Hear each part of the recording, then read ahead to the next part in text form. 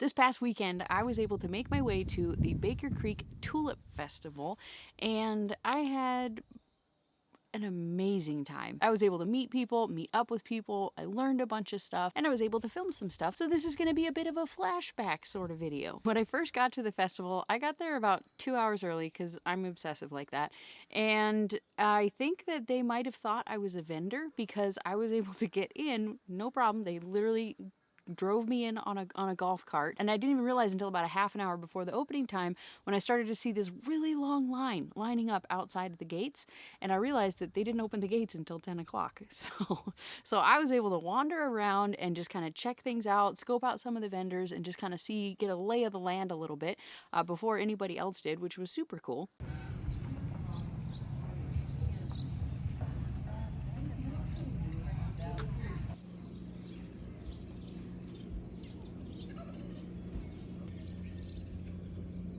Pretty much right when I got there, Katie from Bare Roots Homestead, who I had met at the Ozark Homesteading Festival last year, flagged me down, and it was just super amazing. I got to do a ton of talking with her and got to get to know her and two of her kids a lot better, and she offered to let me keep some of my stuff there, and it was kind of like I just walked around and then came back and sat down and hung out, ate food, and it was just wonderful to get to know her a lot more. And I think I'm going to be seeing her next month, and then who knows beyond that. But we have options, so we have 2-ounce jars. Do you tend to get it pretty easily? Okay. Okay, because we have one son that he goes anywhere near, he gets it. Yeah, exactly. Our other kids can walk all around it, lay in it, and they fight. So we do have options of if you wanted to try it, and then you. So make sure that you guys check them out. I'm going to link everybody that I'm talking about. I will try my best to remember to link them all down below. She sells all kinds of wonderful salves, and she actually makes them. There's so many bugs out here, so I'm funny. She has a super unique way of doing things where her kids actually are the ones who get the inspiration to make these things, and then they bring them to the festivals, and then they're able to sell the products that they've come up with. So it's super cool. I hope you guys will check them out, most definitely. And I can personally attest to Isaac's drawing salve.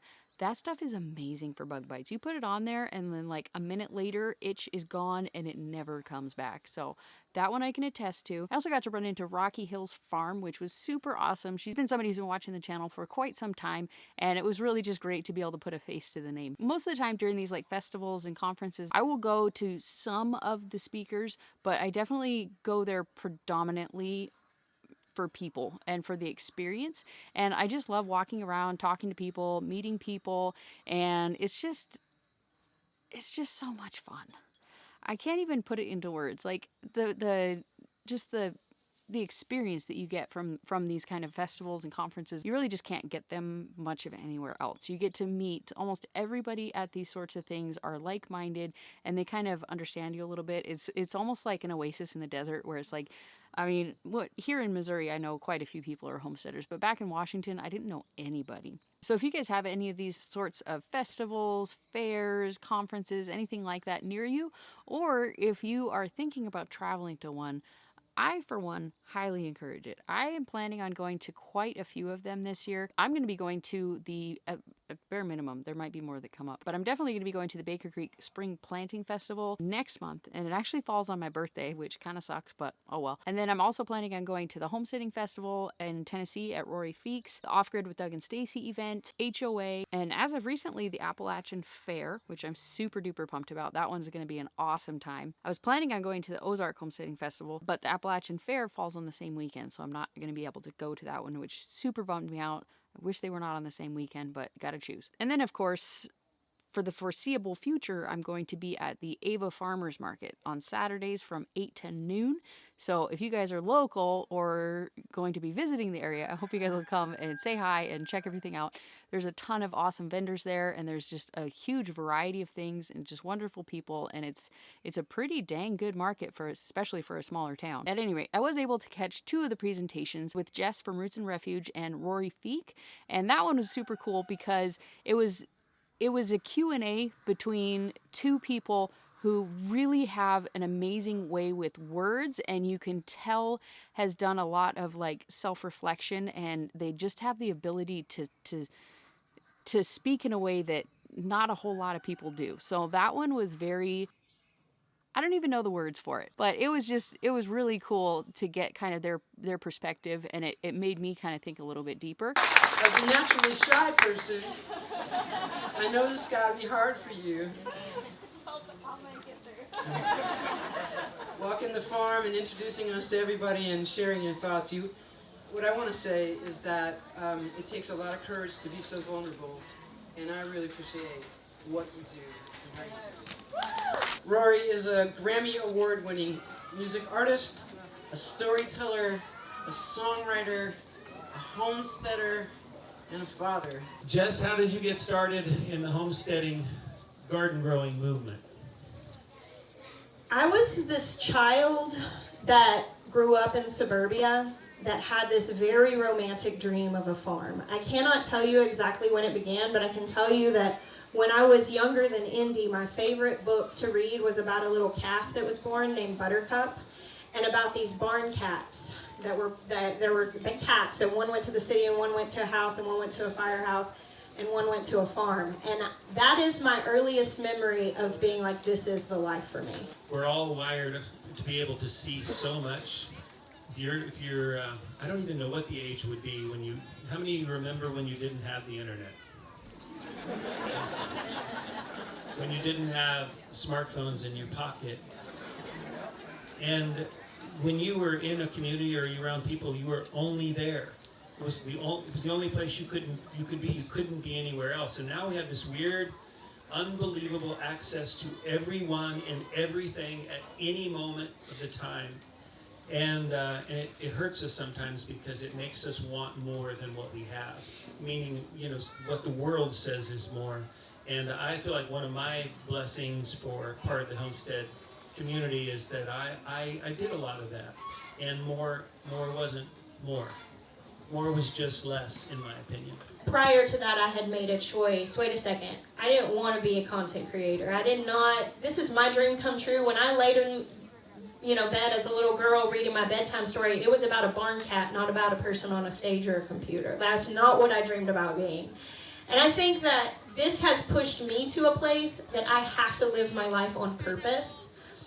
But we all have to make the choice to live our life on purpose. I mean, every single day you are presented with decisions. And often when we talk about life change, we talk about becoming a gardener or growing your food or living a more simple life and being mindful of your consumption, what you're going to be presented with is choices. Often the same choice over and over and over, multiple times a day after day, year after year. And at the end of life, you will look back and see what you chose. And I want to look back and know that I chose my life on purpose. I was also able to see John Kohler. He did a really good presentation on gardening for nutrition and like the ways that he amends his soil and how he gardens the plants that he grows in order to maximize their nutrition, which I thought was super interesting. And unfortunately with that one, when I thought I was taking a video, I had snapped a picture. So that one I did not get a video from. And then closer to the end of the day, I ran into Jess from Roots and Refuge, and we were able to like sit down and have like a conversation. And I was able to get her perspective on a few different things and kind of had asked her about sort of her health journey and her spiritual life and things like that. And she really just helped kind of give me a different perspective. And I've been kind of mulling it over for quite a few days. It was kind of one of those conversations that you just have to think about for a few days and really kind of reflect on. And, there were quite a few different things from the festival overall that just kind of gave me pause. And one of them was something that she had said where it's not just like a big decision. It's the culmination of thousands of small decisions. So that really helped with a lot of the things that I'm working on personally, spiritually, physically, with my health and things like that. And it really helped it to take it down a notch to where it's not this giant, overwhelming journey that I have to take. It's just a bunch of tiny decisions, a bunch of tiny, right or wrong decisions that determine the path that you're on. So I thought that was just, I don't know, that one just hit me in a different way and really helped to kind of shift my perspective. I was also able to give her a few of the ferments that I make for the markets. I wasn't a vendor at this event, but I just brought them hoping for the opportunity to be able to give them to her, and I was. So that made me super happy. And then another thing was something that Rory Feek had said during their presentation, and it was, who would you be if you were someone that you admired? And I was just like, that one was just, that one hit hard because I don't know, it's just, I can't even really put it into words. I definitely don't have their gift for words, but it was definitely something that was very impactful for me. I actually wrote it down. I didn't write down much of anything from the whole event, but that one I definitely wrote down just to make sure that I could remember it. And it was just, I don't know. It was just another one of those things that you just have to kind of think about and pause and be like, am I somebody that I would admire? And then if not, how can I get there? So I got a lot of stuff mulling around inside of this head after that event. One thing to note, if y'all ever go to Baker Creek, you should know it is, I mean, Missouri in general is very remote, at least around the area that I live. There's pockets of populations, but it's overall it's very remote, and I'm often surprised at where cell phone service reaches, but I'll tell you what, it does not reach Baker Creek. My friend Heather and her family, we were supposed to meet up at the event. The plan was that she was going to text me when she gets there. Problem is, neither one of us could send or receive text messages. So all throughout the day, apparently, we were both trying to send messages, walking all over, trying to send it. Oh, I got one bar. Let me try and send it. And then it would just come back as failed. And then it's not the hugest footprint, but somehow we never ended up meeting up. We never ended up seeing each other. I didn't even know if she came until I left and got all the text messages that she had sent. So note to yourself, don't make that plan with somebody. And one of the really awesome things that I'm super stoked about that happened on the first day was finally getting to meet Jess from Even the Sparrow Homestead, okay? We've been online friends since pretty much almost the start of when I started YouTube. And I don't know how, but even since I've moved to Missouri, we still hadn't managed to meet up. But finally got to meet her there. We were able to exchange numbers, chat throughout the day, and we're actually going out for lunch. So I'm super excited. I finally got to meet her, and it made me so freaking happy. Oh my gosh, I can't even tell you. And then on day 2, I just happened to spot Joyce from Moore's Patch of Heaven, and she was hanging out with Cheryl from Ozark Homesteading Festival. And so we ended up meeting up and hanging out for most of the day. And then a local friend of mine, Amy, was planning to go to the event. And so we had learned our lesson from the day before, and we made up plans to meet up at a certain time at a certain place.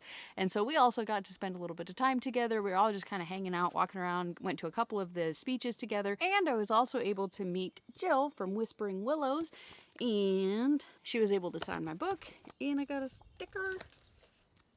Cute little sticker. I love stickers. And the first day I'd completely forgotten about it, but the second day I was able to get Jess to sign my book for me. God bless you. I love that. And that second day I also only went to 2 of the talks. I went to Jill's presentation, which was awesome. Jill and her husband Nate and their 3 girls are on a farming adventure at Whispering Willow Farm in central Arkansas. You can follow her on social media, her wonderful stories. She's also the author of The Tiny But Mighty Farm. And today she's going to be distilling some lessons from The Tiny But Mighty Farm, talking about how to maximize space on a small farm or garden. So please join me in welcoming Jill. We have about less than an acre of what we were growing food and flowers to sell, and so that is why really when we moved onto this property, we thought, man, we've really got to do things differently. We knew that we're going to have to implement techniques that we've never implemented before.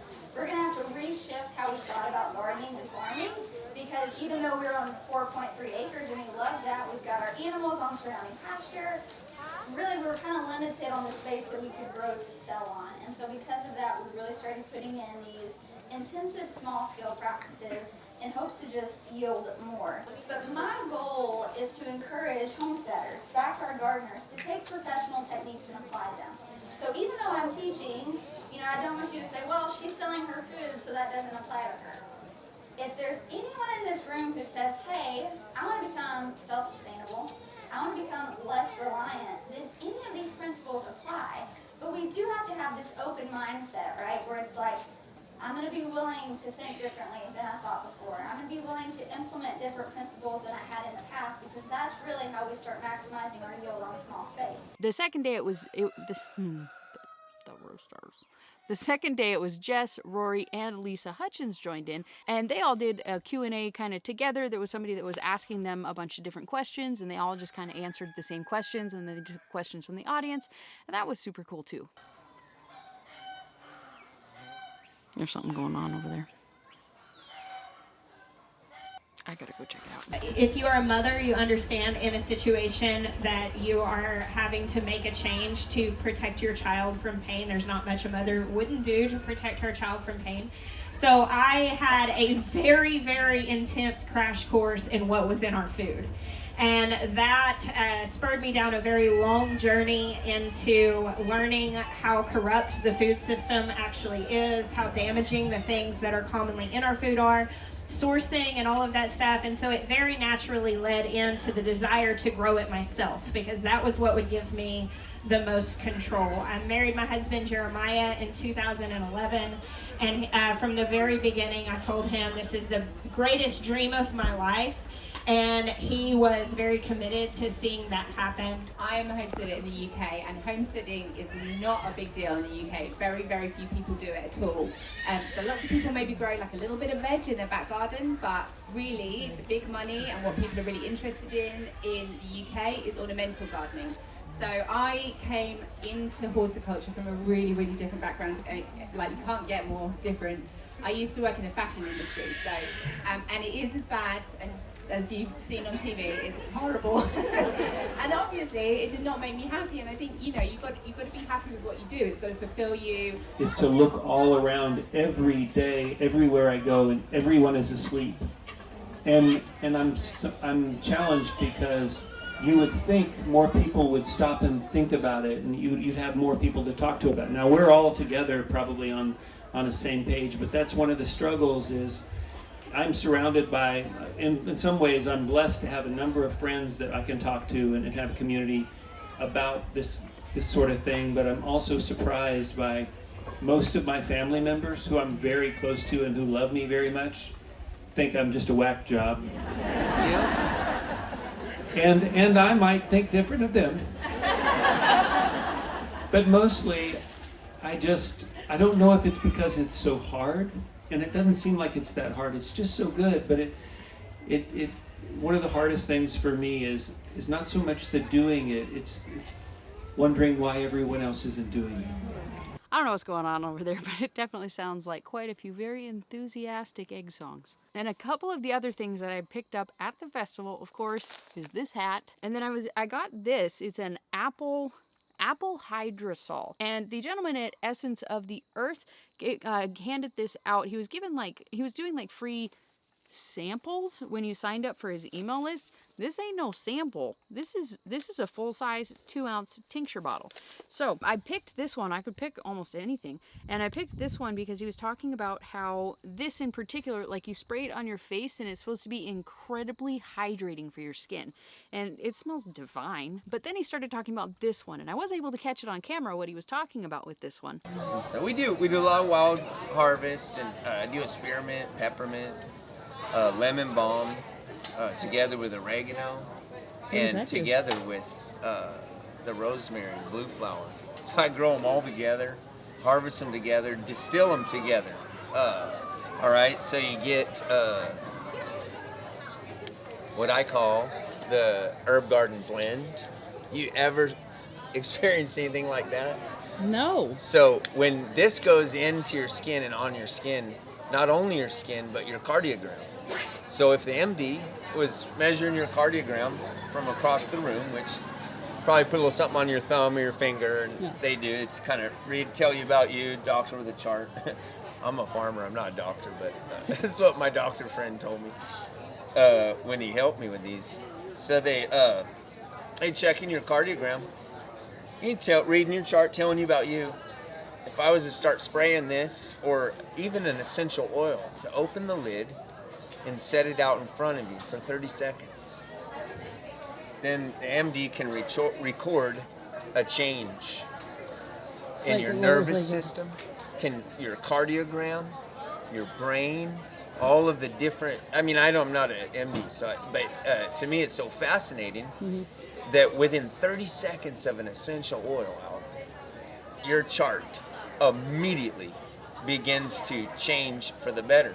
Not a spike like coffee or something where it's with the way they read the cardio on an individual, and it's just powerful that they can catch that. Mm-hmm.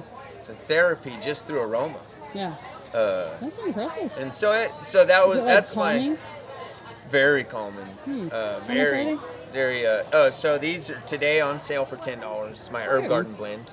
And so of course, after he was talking about it, I had to buy it. So here it is. I was also able to pick up a few seeds. I couldn't go to Baker Creek and not get some seeds. I didn't go crazy. For anybody who thinks this is crazy, go watch some of my seed hauls, because y'all are crazy if you think this is me being crazy. So I don't even know how to pronounce this. Mizuna, we'll call it that. And then some Dianthus Rainbow Loveliness. Those do look absolutely lovely. And I have never seen this variety of Brussels sprouts before. It's, I don't know, I'm not even going to pretend. If you're looking for something other than the Long Island Improved, they got it. As well as red rhubarb Brussels sprouts. And then purple, it's called a Love Parade yarrow. Very limited amounts of yarrow that I've been able to track down. And this pepper I'd never even heard of. It's a corbachi. It looks a lot like a Tide's pepper. Queen Lime Blush. I don't know how to pronounce this one, but I have grown this one before. And I really want to grow more of an English style cucumber, because I make a really good cucumber kimchi that calls for the English style. I could probably make it with the other ones, but why not try? And then a cactus flowered mix of dahlia. Those were super pretty. And I got 2 different kinds of cauliflower, because I am running short on cauliflower seeds. 2 different kinds of Napa cabbage for the kimchi. Livingstone daisy. How beautiful are those? Kajari melon. I'm out of Kajari melon. I didn't actually place a seed order this year, so I figured I'd pick up a few of the things I was kind of missing. And then a coneflower green twister. It's an echinacea flower. So I didn't go hog wild. The last thing, okay, I'm so excited about this one. I finally got a water seal crock. Handmade. This thing is gorgeous, and it comes with 2 weights. It comes with these 2 that are kind of the typical crock style weights, definitely handmade, and then this one that is a topper. And the way that he has it set up is that these are wider than the rim, right? So it has to be in 2 pieces, and then this one is a much heavier one, but it also fits in 1 piece inside of the crock. So I thought that was pretty ingenious, like 2 different steps or 2 different weights to achieve 2 different outcomes. So if you guys are wondering what I'm going to be doing with this, I'm going to be putting out a video. I think it's going to be tomorrow. Based on when I post this video, I think it's going to be tomorrow that you're going to be seeing it. And I'm going to be making some kimchi. It is a very, very long coming, highly requested video, and we're going to be making it in the water seal crock. So I hope you guys are going to stay tuned. Saturday I also have a pretty exciting announcement that I'm going to be making in that video as well. So I hope you guys are going to be excited for that one. So stay tuned. And like I said, it is so hard to even put into words just the connections that you make at these kinds of events. Like, you have no idea who you're going to meet, where they're from, just lifetime connections that you're going to make with people. And really it's very impactful events. It's not just for the speakers. There's so much more than the speakers there. It's really just, it's a break from the crazy, you know? It's a break from reality that we live in this world, and you can kind of immerse yourself for a couple of days and just have these amazing experiences. So I hope that you guys will consider going to one that's around you, or maybe one that's not so around you, because it is definitely worth the travels. I hope y'all are having an awesome day, and peace out, sauerkraut.